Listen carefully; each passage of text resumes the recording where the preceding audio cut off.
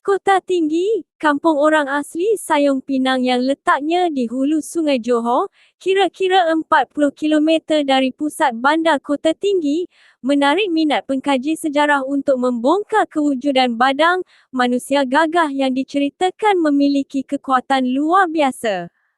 Malah, berdasarkan kisah dari mulut ke mulut, mengenai kehebatan badang sehingga pernah difilemkan pada tahun 1962, ada beberapa peninggalan masih boleh diamati dengan mata kasar di sepanjang Sungai Sayong, bersebelahan kampung berkenaan. Kisah badang menjadi unik, sensasi dan menarik perhatian umum apabila dia dikatakan makan muntah hantu untuk mendapatkan kekuatan luar biasa, tetapi jarang sekali diceritakan kisah asal-usul lelaki gagah berkenaan.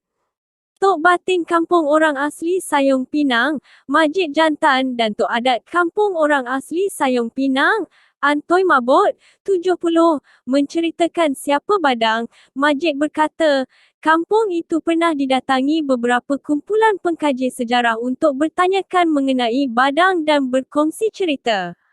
Antoi pula berkata, antara kesan yang masih boleh dilihat adalah satu bongkah batu besar yang terbelah dipercayai terjadi ketika badang terjatuh dan kepalanya terhantuk ke batu berkenaan sehingga batu itu retak dan terbelah dua, tetapi ia semakin hari semakin tertimbus oleh pasir sungai.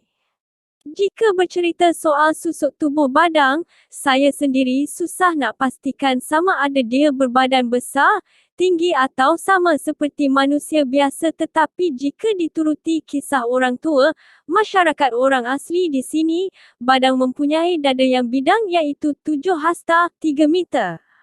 Ada satu kisah yang saya dengar dari orang tua di sini mengatakan ketika badang menyusuri ke Sungai Linggiu tidak jauh dari Sungai Sayong, dia membuat empangan menggunakan bongkah batu besar bertujuan untuk memasang lukah, alat menangkap ikan, di situ. Ketika menyusun bongkah batu, ada seekor burung enggang berbunyi dengan kuat sehingga badang menyangka burung itu menyebut perkataan "renggang", menyebabkan dia marah dan menendang bongkah batu itu sehingga berserakan dan sehingga kini masih boleh dilihat, katanya.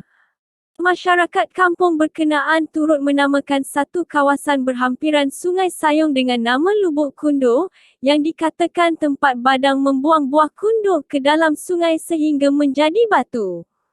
Ada juga kisah mengatakan ketika badang memancing di sebuah bukit di gunung berlumut di Sungai Linggiu, badang mencampak semua ikan yang ditangkapnya merentas bukit sehingga ke Sungai Kahang menyebabkan Sungai Sayong kini kekurangan hasil ikan sungai, katanya. Antoi berkata, orang tua di kampung itu mengatakan badang menghilangkan diri pada akhir hayatnya. Selain ada penduduk kampung belum berani menceritakan kisah badang kepada masyarakat luar kerana bimbang kesahihan kisah legenda itu. Apapun kisahnya, masyarakat di sini memang sedia maklum mengenai kewujudan badang. Bagaimanapun, sama ada dia berasal daripada orang asli di sini atau dari tempat lain di tanah Melayu, belum dibuktikan, katanya. Kampung orang asli Sayong Pinang dihuni lebih 200 penduduk.